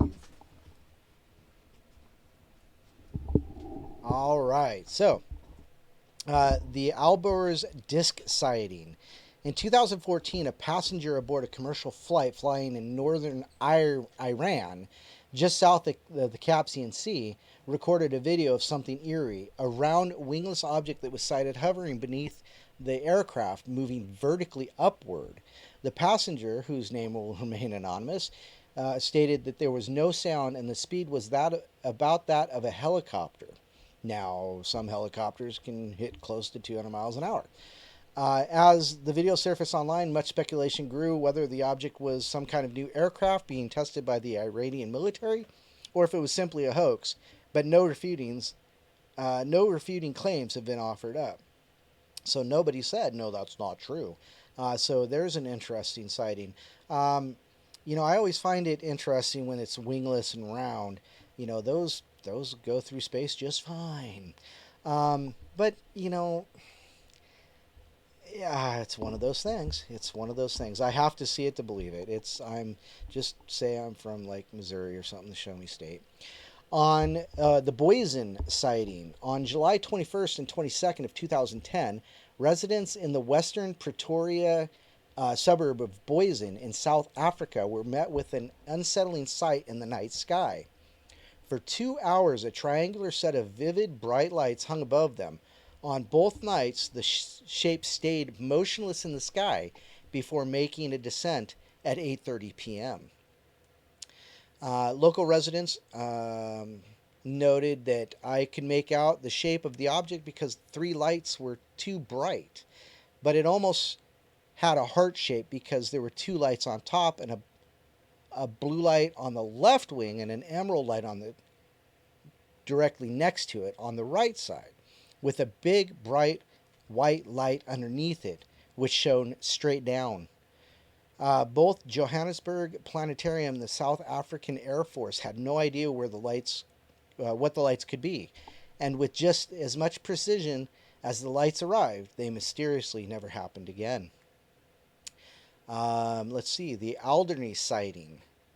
Pilot Ray Bowler flew a routine passenger flight over Alderney near a group of rock islands known as, it's a French word, Les Cressats, every day for 8 years. But on April 23rd, 2007, something out of the ordinary occurred.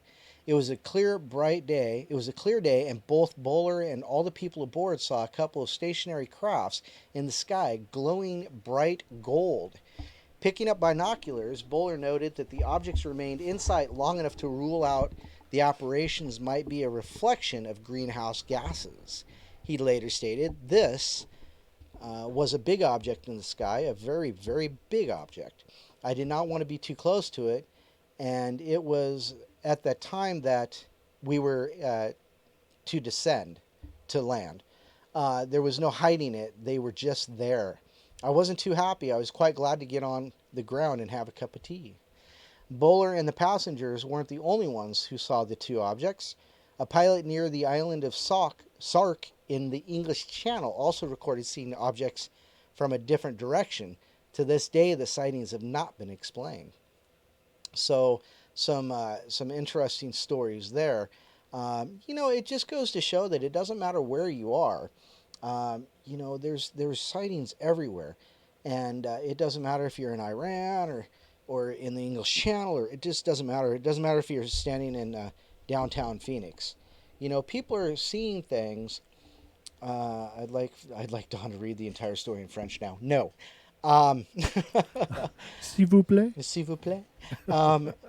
But it just goes to show that there's a lot of things that shall we say, fly under the radar, or over the radar. What are those things that we don't notice? And what brings them? What brings Good question. them here? What does bring them here? What is it? The reason now? Apparently cows. Well, cows apparently they like a good anal core for some reason. But the other thing is, I was watching. I think it was Battlefield. Was it Battlefield LA or whatever? That one that shows that that aliens come in and they attack. Oh. And yeah. all these big motherships were landing in the ocean, and they noticed the ocean was dropping, and it's like one of the explanations the scientists give in this show as they do this fake news brief. It's like, well, Professor, why do you think they're here? Well, they're here for water. And the newscaster's like, well, water is real plentiful in the universe. Yes, but not in its liquid form. It's like, so instead of just applying a little heat, they cross the cosmos to get the liquid stuff. It's like they couldn't get interstellar ice and just melt it. There's been a lot of sci-fi books that, mining ice asteroids is quite the thing. Yeah, I know. It's like, really, so that was just so implausible. It's like, wow, they just couldn't figure out how to melt ice. Right. So they came to Earth to get the liquid stuff. Right. That, to me, I found hilarious, ladies and gentlemen. Were you done with that? Yeah, sure, yeah. Yeah, sure. Yeah, just some sightings, some more recent sightings without explanations. That's cool. I'm sorry I missed it, but I did need the loo. It's fine. I had to get rid of some water of my own. He was watering the loo. I was. I sprinkled it as well as I know how. But anyway, enough of me. Let's continue this journey into the portal. Are you there? Yeah, I'm here. Okay. Oh, you want me to keep going? No. I was it was weird. Your lips were moving, but I wasn't hearing anything. Yeah, like that. And I was like, what's going on with the feed? So it's the feeding of the microphone that's in feed. Yeah. Well, it should be somewhere near your face. That might help, but but anyway, I digress. All right, ladies and gentlemen, let's continue this journey and see what else we can dig up. Here's one. Here's an interesting story. Did you want to read another one? Sure. Oh, by all means, please. So this is it says, always saw grays when these people always saw grays when they were young children, starting around the age of 6 and continuing until their mid-30s. At age 6, they woke up to see a gray standing in the room they shared with 2 other siblings. When the gray saw it had been seen, it ran from the room and then appeared to run through the closet of this person's parents' bedroom. When they went into their parents' room to see if the gray was there, it appeared to have disappeared. So it Appeared to disappear. Nice. Many similar encounters happened over a few years, although they didn't talk about it much because they were scared of being teased. Although they don't recall encounters with the Greys during their teenage years, they had a truly terrifying experience when they were 25 and living in the third floor apartment, or in a third floor apartment. They awoke to find their bed surrounded by 4 or 5 small Greys and 2 taller ones who seemed to be performing some kind of operation. They couldn't move. The Greys seemed to be communicating through some kind of clicking noise.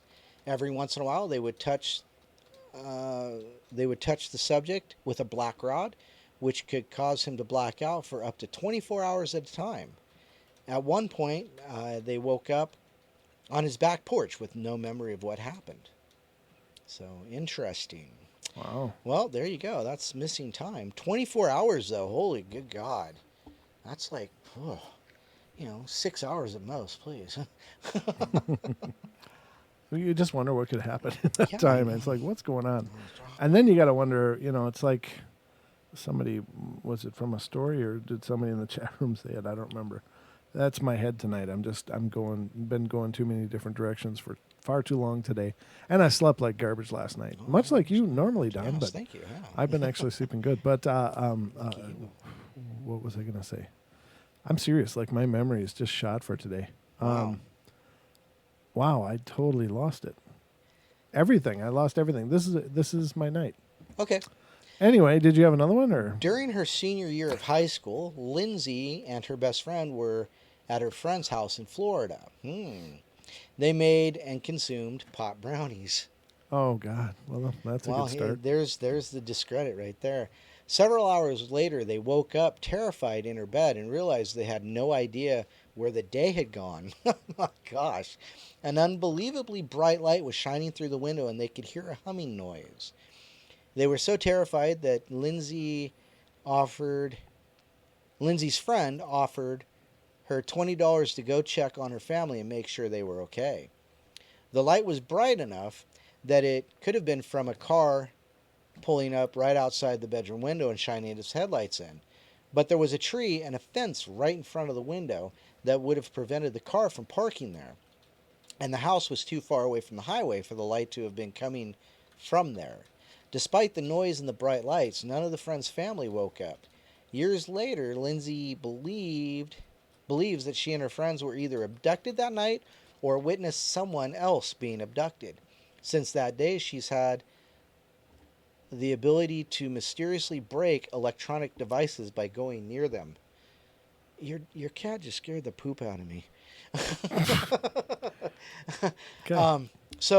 Okay. So breaking electronic devices. There are a lot of people who just suck the batteries out of electronics. We've talked about that before. The walking down the street and lights flickering. Yep. It could just be part of their metaphysical self. Could be. Yeah, that's there's been a lot of people that claim to have a very strong aura that say that they can't keep, batteries don't last long. So, every time I get near a TV, it starts to screw up. So, I don't think I've been abducted, but I might be one of those few that don't remember. Well, that's where I was going to actually go with that. What I forgot earlier was that, is it better to leave those memories where they are? Oh, don't do that. Oh, Anubis, I'm sorry. Oh, goodness. That's okay. He was about to knock my camera down. Oh, yeah. He's got a tendency to want to climb in the middle of everything. Yeah, he was. I did leave the door open, but I shouldn't have, but it was getting so hot. Yeah, it's getting kind of warm. I didn't know he would come in and take now to explore, but too hot and crazy, guys. But is it better to leave those memories where they are? I guess it's probably better to know, because if something is happening to you, everybody wants to know if something has been happening to them. They know something's going on, but they don't know what it is. I guess I wouldn't be one to leave it alone. I'd be like, I need to know what the hell's up, because something's wrong. And but then you got to sort through that. It's one thing if it's just a hole in your memory, but it's another thing when you all of a sudden have those issues to have to reflect on and realize Right. that things have happened that are so far beyond your ability to control it. And it's got to be a feeling of utter helplessness. I mean, you've got to just feel like, okay, I suck and there's nothing I can do about it, but now I know what they're doing. Right. Right. So is it better not to know, knowing that you're powerless, or is it better to know, knowing you're powerless? Well, but if you know that something's happened, the question remains is what happened. Well, And so, I mean, it depends, I guess, on the level of remembrance, but, the level of memory that you have from it. But most of the time, most people really can't articulate what happened, even if they do know. right. So, There is that. There is that, ladies and gentlemen. But you guys will have to let us know what you think about that. Is it better to search these memories out and to find out, or would it be healthier just to leave them where they are, knowing that there's nothing you can do anyway if it is going on? yeah. That's the curiosity. And is there something you can do that for these things? Now, I have to say that I have heard of accounts of people that are plagued by abductions, Right. that they have been able to ward them off with some form of prayer. Right. Is that possible? Is that spirituality possible? Now, I believe for me personally, what I think may be at issue is that we are incredibly powerful manifestations of light, and perhaps these beings, although very, very advanced compared to our knowledge and ability, are maybe not. And maybe that's one of the things they need to understand is that divine light that's in us, and maybe that's what they're most curious of. But then that brings up the question, are aliens just a different type of spirit in disguise? It Well, brings up that's the that's the idea of, overlap issue yeah, that yeah, comes up a lot in the paranormal, is that one thing overlaps with another one. I mean, even in terms of Bigfoot, you have yeah, sure. is it just a creature that exists physically in the forests, or are these people that claim they've seen them disappear and disapparate, are they absolutely bonkers, or are they witnessing something that's happening? Are Right. they capable of stepping in and out of dimensions? Are they, what Right. are these things? Are they manifestations? Are they ghosts? Are they physical? Are they something in the middle? And the same thing for the extraterrestrials. Right. These alien beings, are they just transdimensional, Right. that in that Exactly. they come and go as they will, but and they have the ability to do that?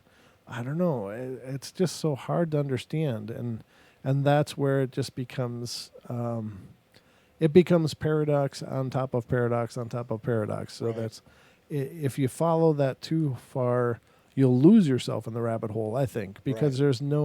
there's no way all of these things could be answered. So Absolutely not. And it just, but like you said, it just begs one question after another. So it does, and that's the hard part. What is the answers, ladies and gentlemen? what if there isn't an answer and it's all just What if that is the a answer? dream? That there isn't the answer. I don't know. I mean, we could ponder that all day long, and those are certainly considerations. I would love to know the answer to all these things, but there's just there's no.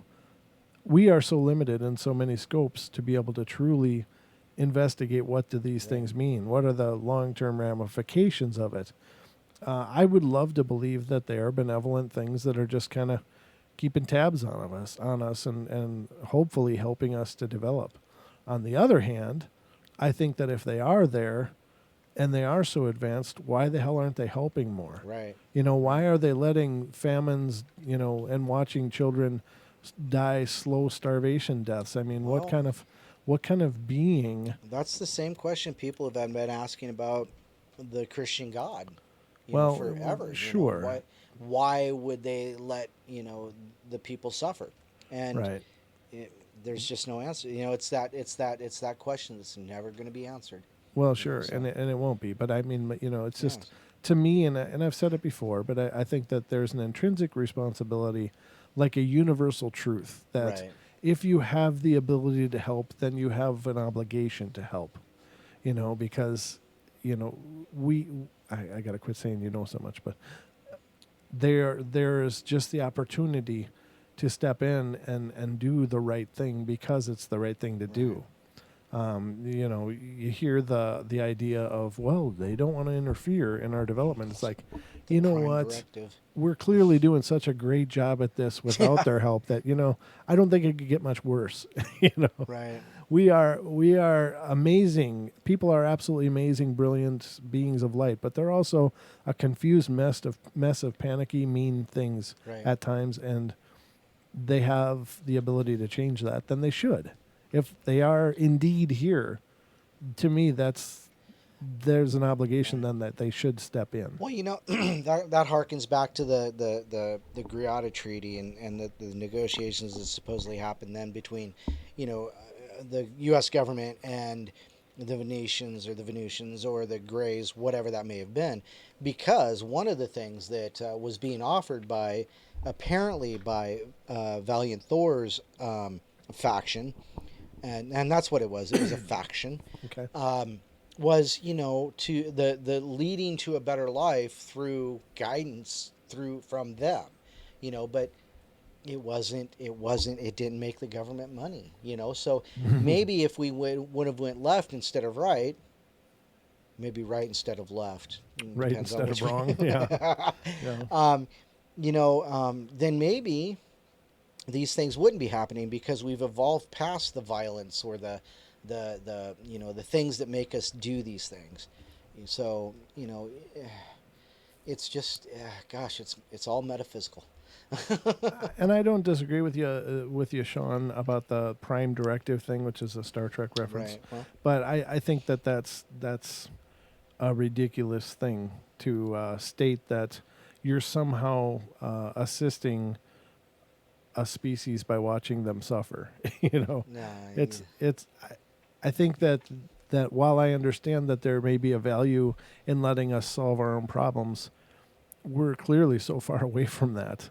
And so many atrocities are happening in the interim that maybe dropping a hammer and just saying, okay, this is going to stop now and this is what you're going to do. I mean, it's like saying you have to let your kids, sort it out in their room while you sit there and watch as exactly. they pull hair and throw toys at each other. It's like at some point you got to step in and be a parent. Right. You got to say, put that down, sit on your bed and think about it because you're wrong. Right. Right. That's kind of the equivalent of the prime directive is, watching a schoolyard of bullies terrorize the kids while you sit there waiting for them all to figure it out. Right. Well, and that's another fine thing is another point is that there is the idea that they are waiting. They are waiting for the right time to intercede. Right. But with all the nuclear and everything that we've developed, when is the time? I mean, Nagasaki and Hiroshima were Right. just. It's like, I'm like, is there a better time than this? Yeah. Because, I mean, does it have to get totally destroyed before it can be built? Maybe it does, and maybe that's the whole thing. I don't know, and I'm certainly probably not capable of making these decisions. It's just me as a person with a hell of a lot of empathy and experiencing a hell of a lot of pain that's not my own, and just hoping that somebody somewhere will step in and make it better. You know what I mean? right. It's right. just that idea. It's like, God, how can you be an enlightened, expanded consciousness Right. and watch the torment Well, with indifference? yeah. Well, that's with the indifference. There's also, let's see. There was also I was talking to someone, and they said we were talking about the factions, kind of the good faction, the bad faction, and that there is a faction that says, no, we have to intercede, and the others saying, no, let them blow themselves up. This is a great show, Right. And so the question is always and it comes down to, just the exact same thing as what's going on in politics right now is how long are they going to let it implode or explode, Right. before they, And Sean said in the chat room, he's like, if we need an alien as God to make us be good, then we aren't going to get there. It's like, I understand what you're saying, and I'm not disagreeing with the logic of it. But what I'm saying is that, at the very least, there has to be point. there has to be a presence or a goal or an ideal for which we can mold this by. I mean, in the in the reference of the metaphor of the children playing, Right. they can see the parents. They can witness the parents and know, that hopefully they're good parents and hopefully they will aspire to become more like them and capable of responding more appropriately to the world around them. Right now, we are Lord of the Flies. There's no example other than in dusty books and a lot of allegory and symbolism, Right. and it's too easily dismissed. Mm-hmm. We need that example of what can be achieved to see where the bar should be set. I don't agree with you, but I appreciate what you're saying, and I appreciate why you're saying it, and I do agree that there is logic to what you're saying. It's just, unfortunately, we've been through thousands and thousands of years as a societies that seem to excel at feasting on each other. Right. Yeah. There have been amazing progresses made. There have been amazing developments, but it's always so overshadowed by the horrors, and Right. it doesn't have to be that way. Is my point. D says, think about this. They use us. They use the same kind of tactics on us we use on animals. So you're saying we're a zoo, I mean, and that's where it went for me. I mean, maybe, that's where my mind went. We're a zoo. And that's quite possible too, because at the end of, say, like the movie MIB, they walk out and, it's just a bunch of, a bunch of lockers, and each locker is a different dimension or a different, reality. And it could just be a bag of marbles that's been spilled on the ground, so, but I mean, it's just all one big giant cosmic zoo, Right. so. Yeah. No, I think that could be a very accurate allegory and very accurate to what the situation is.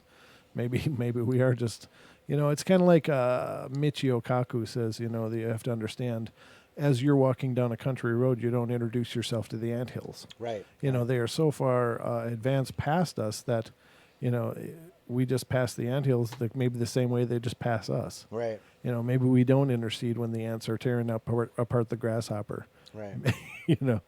And maybe that's the truth of the matter. Maybe that's the bigger picture, and I'm trying too hard to equate us with whatever these things are that are here. Maybe we're not there yet. Well, we're using what we know as Right. as the example. So Yeah, that could very well be.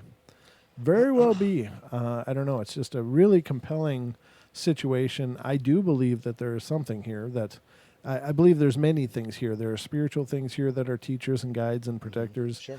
I believe that there are extraterrestrial-ish or intelligence we don't understand anyway Sure. that are here, whether they're from the other side of the cosmos or just a dimension away. I don't know. I can't pretend to know. Or the possum laying on the side of the road. Right, yeah.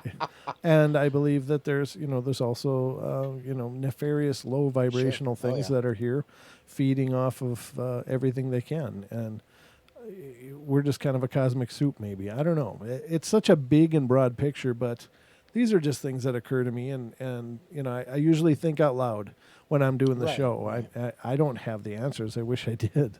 I wish I understood it all completely, but I don't. I understand what I think is quite a bit, but Oh. I'm oftentimes corrected in that too. So Jane in the chat room said the Sumerians explained it logically. They said we're hybrid slaves. Well, now, right, that's true. what was the name of that book? The Rise of the Gorilla Kings. Okay. Basically, it says that we were put here to mine gold for, Yeah. and then we were just left Right. to our own devices. The Anunnaki. So maybe we're a lost society. We've got no hope, and that's kind of a sad thought, Well, and a forgotten species, It could be. Maybe we served a purpose for a while, and then when they were done doing whatever it was they were doing, they just kind of went, okay.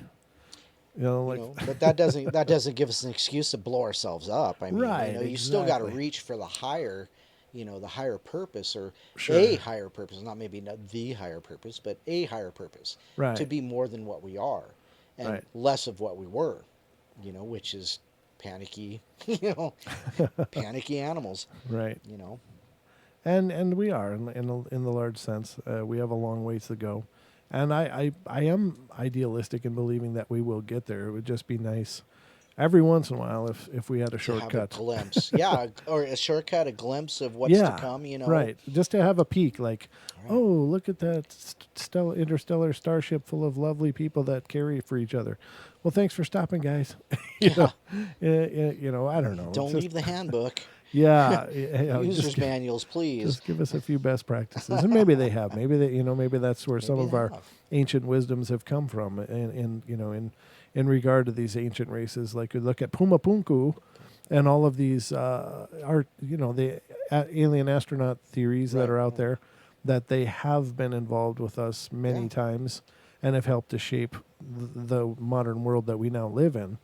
And maybe that was their big contribution, but I wasn't around to see it. So. Yeah, exactly. So all I can do is just look at a bunch of ideas floating around.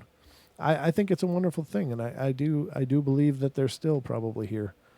I love that idea. I love the idea that that they could be just your neighbor.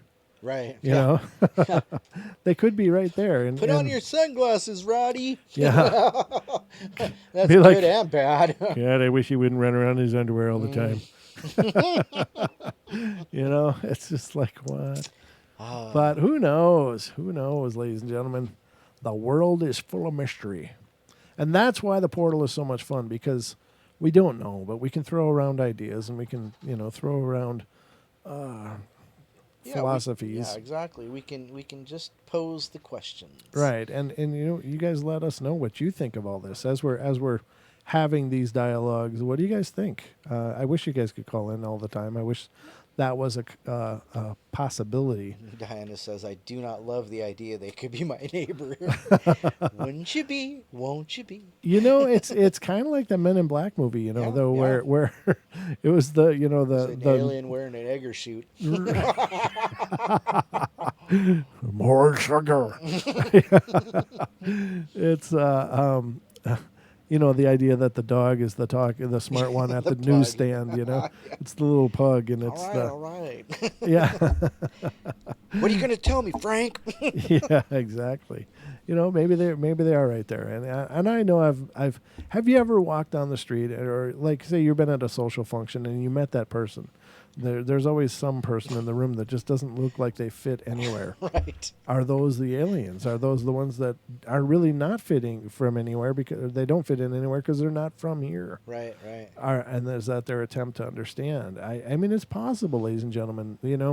There are so many technologies that are possible that we can't even begin to comprehend. Right. And it's the old argument that at some point science becomes magic because it's indistinguishable. Right. That it becomes so progressive and intricate that there isn't a separation between science and magic anymore. Right. And perhaps some of the wizards of old, like the Merlin, was of the Arthurian lore. Was he the the alien or the Atlantean survivor or right. something? Yeah. But just thoughts to ponder, and I don't pretend to know, but I do know that something's going on. People are seeing something. I saw something a few times, but that one, the saucer, was the most pronounced of those. It was just there. And again, it was something I couldn't see with my normal eyes, but I could with the night vision binoculars. Right. And it was literally the two pie plates with panels in between separating them and flashing in light. Those panels were flashing in light like a rotating pattern. And it was there. It was there, absolutely quiet, floating. And I mean, it was just beyond amazing. It was just right there. So I saw it with my own eyes. And there isn't a saying in the paranormal that there are believers, there are seers, and there are knowers. I am a knower, as far as that there is something anomalous, some kind of craft that are floating around that I can't explain, that seem to defy the physics that I understand. The other thing that I have a problem with is the people that dismiss the physics, the possibility of physics. How many people have made the statement like, well, they could be traveling for, how you can't claim they came from hundreds of light years away, because even if they were moving at the speed of light and there's not enough energy in a sun to do that. Well, these kind of criteria are based around science as we understand it.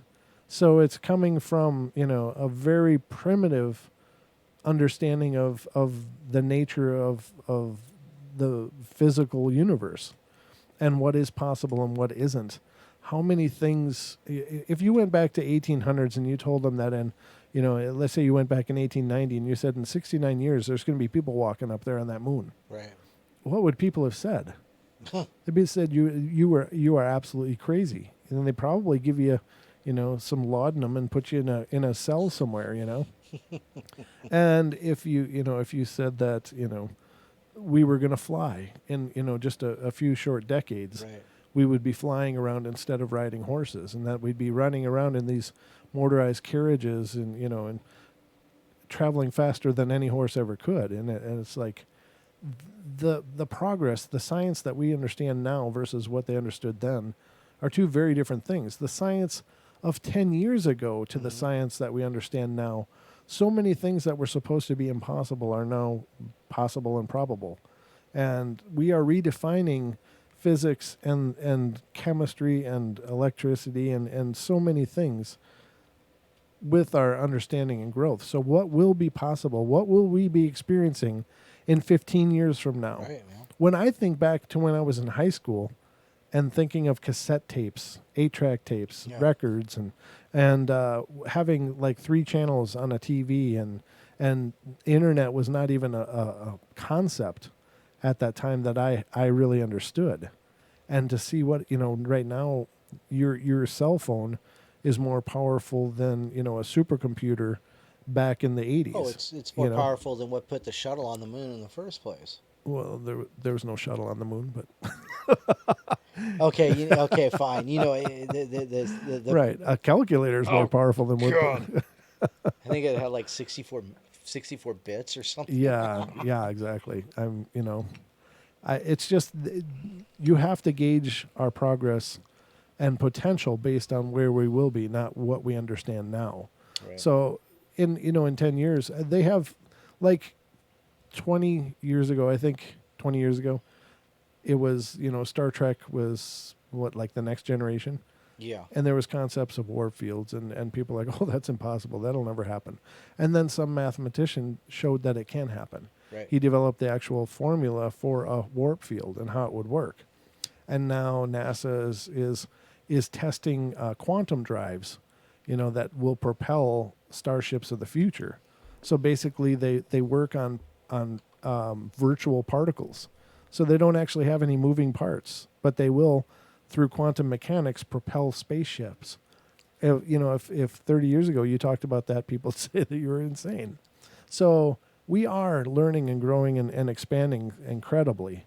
And what we will understand will be quite a leap from where we are now. Absolutely. Just my 2 cents, and I'm giving you a whole $1.50 tonight. Actually, I don't know, but yeah, again, you guys let us know in the chat room what you're thinking. I'm just reading a couple of these comments here.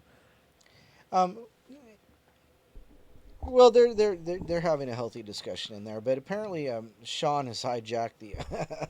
Really? Yeah, I think he's actually talking about more of an apport. I haven't really been able to, or a deport in this case, but I haven't really been able to follow his story. So. But you're right. It's hard to tell what's going to happen in the next 15 years, and who knows. One night, this gentleman and his then wife had the same dream. They dreamt they were flying up to a brightly lit gas station-like structure that ended in a wall. Another dream they shared was one where they were lying on a table in a room screaming, and he was watching her, unable to intervene. In the morning, they saw she had a strange 3-prong marking on her thigh, almost as if she had been touched by a creature with 3 fingers on each hand. She later would tell him of a strange experience she had as a child, in which she was riding her bike in her village. Suddenly, the pedals stopped working. She saw a flash of light and looked up to see a strange creature, like a giant praying mantis wearing a robe, Ooh. coming out of the forest. Okay. She regained consciousness several hours later with no idea what happened. Strange things happened all the times in their household. Cell phones malfunctioned, big deal. Circuit breakers and light bulbs constantly needed to be replaced, big deal. Eventually, the two broke up. Now, this person lives in the States and is married to another woman and have had no strange experiences since then. Huh. So, oh man. Okay. Okay. I think that's just feeding a need at that point. Yeah, it's hard. I mean, a lot of times in these kind of reports, when you're reading things like that, oftentimes people jump to whatever conclusion they want, Right. rather than really examining the phenomenon they're experiencing, and what they're explaining as far as just needing to replace some light bulbs and stuff like that can be. It can be a lot of reasons. Maybe they just got weird power issues in their house, Well, old wiring and stuff, yeah. I mean, even in the United States, I mean, power surges. there's problems all the time. There's Sure. even though the power is considered constant, we have brownouts and spikes and Oh, all kinds of things, and it's just Even- unexplainable by the normal person who doesn't understand the way electricity works. even solar flares. I Yeah, mean, you've got true solar enough, activity true enough. can screw up the grid something That's huge. True. That's true. We are a dynamic species, that's for sure. But I think that people sometimes insert uh, insert your belief here kind of Right, thing. right. Wow, that was weird. Insert belief here. Right. Exactly. Yeah. I can tell it's the Greys. I don't discount anything completely, but there's some things that I struggle with more than others. One of the things that I've been bumping into lately is when people make absolute remarks. Well, this is what's happening because this. It's like, really, how do you know? Right. Or it's just really been like kind of hitting me sideways lately when you look through material out there and you look at responses on videos. Well, that's clearly not what it is because this, and it's Right. like, really, how do you know that? How did you jump? Well, that clearly wasn't a Bigfoot. That was a hoax. Where are you making that information? Where is that coming from? Now, that's always been a problem with me. Is like, I don't mind if people have opinions, and I don't mind if people have come to a conclusion on their own, but at least give a narrative to why. Right. How did you get there? What did you see that made you come to that conclusion? Not just, oh, that's fake. Right. It's like that helps nobody. Because if and I've cited this many times, but there's been many times where people have said it's fake, but then have gone on to explain in a narrative what they see that makes it fake, and it helps me to see and helps me to learn, and I'm able to see it in a completely new light, and it's like, wow, they're right. I can see what they're talking about now. But the ones that are just hitting me wrong all the time are the ones that these people just throw out their opinions as if they have they're coming from this moral high ground or something, or intellectual high ground. And offer no explanation. And they offer nothing to substantiate that. Now, the other ones, there's plenty of people that come from a very scientific background that can throw around, like Newton's laws of thermodynamics that explain, why what we're seeing may not be correct. But again, I don't think that those explanations are necessarily infallible either. Right. So, just my 2 cents. But I think that's about our show for tonight. How you feeling, Don? Yeah, you know what? Yeah, I'm kind of wearing out, but it's been a great show. It's a great discussion, and I love these discussion points. I love I love your contributions as well tonight. You just had a lot to say, and I think it's really fun to listen to you when you when I actually get something to say. well, when it's something that you're passionate about, Right. and this is something you've always been passionate about.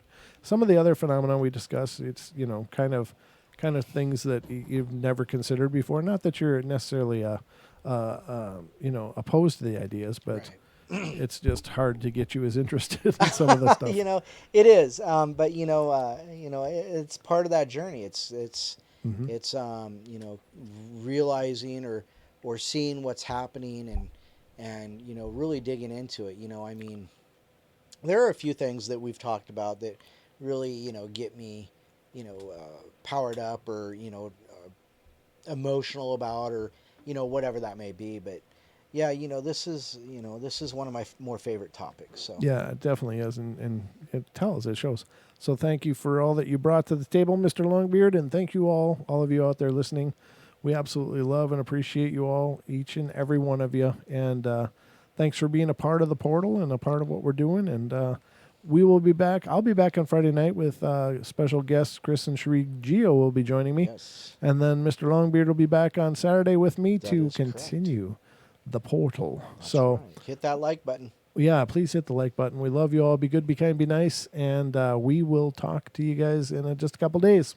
But if you have an experience of your own, whatever the phenomena is, please feel free to email it at paranormalportalradio@gmail.com. Please like and subscribe to the channel if you haven't already. And please follow us on Facebook, facebook.com/paranormalportalradio.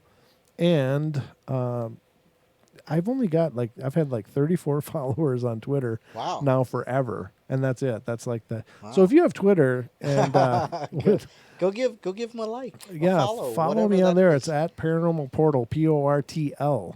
There is another Twitter out there that's apparently Paranormal Portal as well, but you can definitely tell the difference. yeah, it doesn't have me on we there. actually have content. Yeah, and that one is PORT1 is how he spelled that. So it's kind of a derivative, but anyway, they say imitation is the highest form of flattery, so I'll take it like that. But love you all. Be good, be kind, be nice, and we'll see ya. What?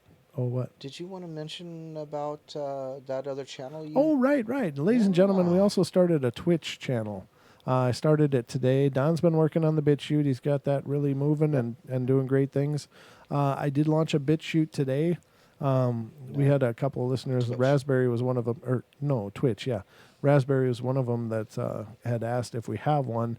And so it's launched today, and there's a video up there. There should be 2 videos, but for some reason the other one hasn't gone public, and I don't know why. But maybe Twitch doesn't let you release more than one per day or something. I don't know. But I'm looking into that. But if you have a Twitch and would like to follow us there, it's twitch.com/paranormalportal. So Like it could be anything else. at least we're consistent. There you go. So love you guys, and we'll see you on Friday night here on the Paranormal Portal. Love you. Bye. Love you bunches. Love you, mean it. And we'll talk to you soon.